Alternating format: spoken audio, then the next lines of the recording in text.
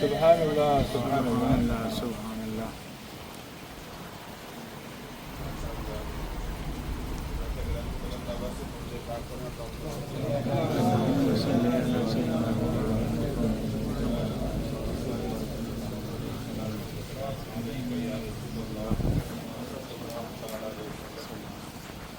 خالی کے بعد چند منٹ کا موقع ہے. 9:30 بجے انشاءاللہ پروگرام یہ ختم ہوگا. آئیے دیکھ رہے ہیں کہ میرے آقا رحمۃ للعالمین تاجدار کائنات صلی اللہ تعالیٰ علیہ وسلم کا بال مبارک موئے مبارک یہاں جلوہ گر ہے تشریف لاتے ہیں.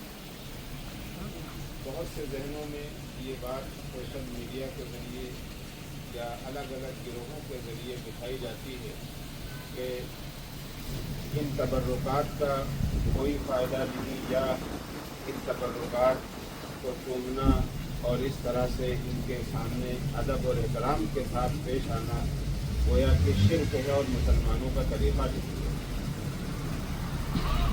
آئیے ہم قرآن کریم سے اور حدیث مبارکہ سے یہ سمجھتے ہیں کہ احادیث میں اور قرآن میں تبرکات کی کیا فضیلت ہے.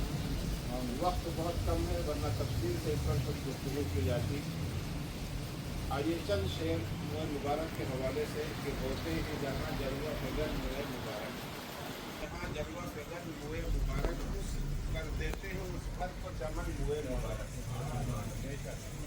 کھلتا ہے یہاں باب بلندی کے سفر کا، جہاں باب بلندی کے سفر کا، معراج کا لائے ہیں مشن ہوئے مبارک.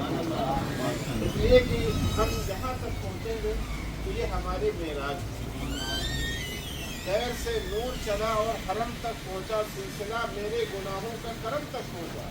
اور تیری معراج اے آقا تو ہے قرب معبود، میری معراج یہ ہے تیرے قدم تک پہنچا.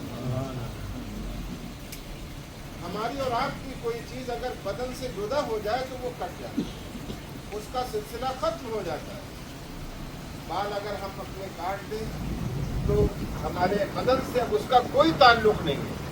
ناخن کاٹ دیں تو اب ہمارے بدن سے کٹنے کے بعد اس کا کوئی تعلق نہیں ہے. ایک مدت آئے گی کہ بال زمین میں فنا ہو جائیں گے، مٹی بن جائیں گی. ایک ٹائم آئے گا کہ ناخن بھی جو ہے فنا ہو جائیں گے، مٹی ہو جائیں گی. ایک وقت آتا ہے کہ یہ ہمارا جسم بھی مٹی میں فنا ہو جاتا ہے، ہڈیاں مٹی میں فنا ہو جاتی ہیں، یہ سب کچھ ختم ہو جاتا ہے. لیکن آپ پوچھیں مفسرین سے، علماء کرام سے کہ سرکار دو عالم صلی اللہ تعالیٰ علیہ وسلم کے جو موئے مبارک ہیں، بال مبارک ہیں، یہ جسم مبارک سے جدا ہونے کے بعد بھی آقا سے ان کا تعلق قائم رہتا ہے. یہ فنا نہیں ہوتے بلکہ ان کے بڑھنے کا عمل، جس طرح ہمارے سر میں لگے ہوئے بال جب لگے رہتے ہیں تو وہ بڑھتے رہتے ہیں، لیکن آقا کریم سے جدا ہونے کے بعد بھی وہ مبارک شریف بڑھتے رہتے ہیں، ان میں شاخیں پھوٹتی رہتی ہیں. تو ہم یہ نہ سمجھیں کہ یہ کوئی جدا مبارک ہے، بال مبارک ہے، بلکہ یہ آج بھی ہمارے آقا صلی اللہ تعالیٰ علیہ وسلم کے جسم مبارک سے لگا ہوا ہے. اور ہمارا اور آپ کا مشاہدہ ہے کہ الحمدللہ ہم نے کئی جگہ موئے مبارک دیکھے کہ ایک موئے مبارک تھا، لیکن چند دنوں کے بعد یا چند سالوں کے بعد اس میں شاخیں پھوٹتی ہوئی نظر آئیں. خود یہی ہمارے ساتھ بھائی کے مکان پر جو موئے مبارک تھا، الحمدللہ کئی سالوں تک صبح بہارا کے موقع پر غسل شریف ہم سب کو دینے کی سعادت میسر آئی، اور ہم نے اپنی نگاہوں سے دیکھا کہ ان کے رکھے ہوئے بال مبارک میں شاخ نکلی ہوئی ہے. میں اپنی بات بتاتا ہوں، ہمارے علاقے میں کسی زمانے میں آج سے تقریباً 50-60 سال پہلے موئے مبارک کا ایک حصہ ایک پیالے کے اندر رکھا ہوا تھا، اور پھر دھیرے دھیرے اس میں شاخیں پھوٹتی گئی. آج نوبت یہ ہے کہ ایسا لگتا ہے وہ چھوٹا سا چاندی کا پیالہ ہے، آج لگتا ہے کہ وہ پیالہ بھر جائے گا. شاخوں پر شاخیں پھوٹتی ہوئی نظر آتی. تو جسم سے سرکار مدینہ صلی اللہ علیہ وسلم کے کوئی عضو اور کوئی ٹکڑا جدا ہونے کے بعد اس کا سلسلہ ختم نہیں ہوتا، اس کا سلسلہ ہمیشہ جاری و ساری رہتا ہے. تو الحمدللہ یہ ہمارے لیے سعادت کی بات ہے، خوش نصیبی کی بات ہے کہ آج ہمیں ایک بار پھر منہ مبارک شریف کی زیارت کا شرف حاصل ہو رہا ہے۔ پروردگار عالم ہمیں اس کی برکتیں عطا فرمائے۔ قرآن کریم میں یہاں حافظ صاحب موجود ہیں، ادخلوا الباب سجدا وقولوا حطۃ نغفر لکم خطایاکم۔ اللہ تبارک و تعالیٰ نے اس آیت میں بنی اسرائیل قوم کو یہ حکم دیا۔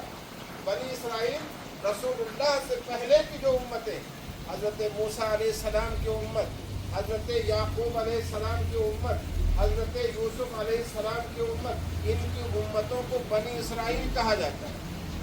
اللہ تبارک و تعالیٰ نے بنی اسرائیل کو یہ حکم دیا کہ اے بنی اسرائیل، جب تم مسجد اقصیٰ میں داخل ہو تو چونکہ مسجد اقصیٰ میں ہمارے پیغمبروں کی نشانیاں ہیں، خود رسول گرامی وقار سرور کونین صلی اللہ تعالیٰ علیہ وسلم کے نشان قدم ہیں، جہاں براق باندھا گیا تھا، جس رسی کے ساتھ وہ پتھر لگایا گیا تھا، آج بھی اس رسی باندھنے کا وہاں نشان ہے۔